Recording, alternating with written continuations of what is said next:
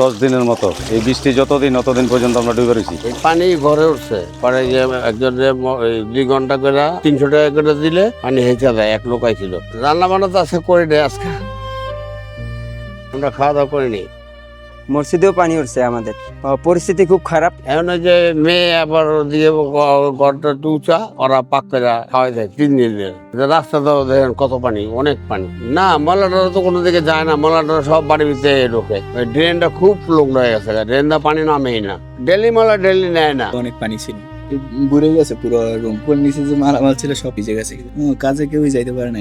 Bathroom থেকে মলা বাইরে সব ঘরের ভিতরে আসে। আজকে 10 দিনের মতো এই বৃষ্টি যতদিন অতদিন পর্যন্ত আমরা ডুবে রয়েছি। ময়লা পানি, গুয়ের পানি, ড্রেনের পানি সব আমাদের চাপা ধরে। বস্তিতে থাকি ভাই, কি করবো? আমরা গরিব মানুষ, আমরা তো কোথাও যাইতে পারি না। এই কারণে আমাদের অসুবিধা হয়। অনেক বাড়িতে পানি, মানুষ থাকতে পারতেছে না, অনেক কষ্ট, খাইতে পারতেছে না, পানির কষ্ট, সবকিছুর কষ্ট। চুলা টুলা কিছু জ্বালানো যাচ্ছে না। পানি তো সকল দিকে পানি, কোন রকম রান্না বাড়ির মানুষ হোটেলতে আনি খাইতেছে, এদিকে এদিক করে খাইতেছে, শুকনা খাবার খাইতেছে, কিন্তু ভাত রান্তাতেছে না। অনেক কষ্ট।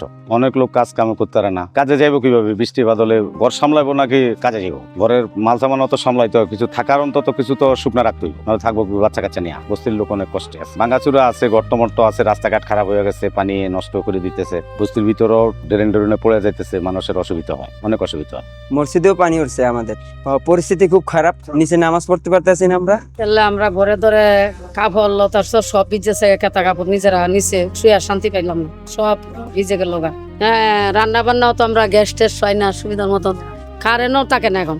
ভাই পানির জন্য আমরা কাজেও যাইতে আসতেছি না কেউ।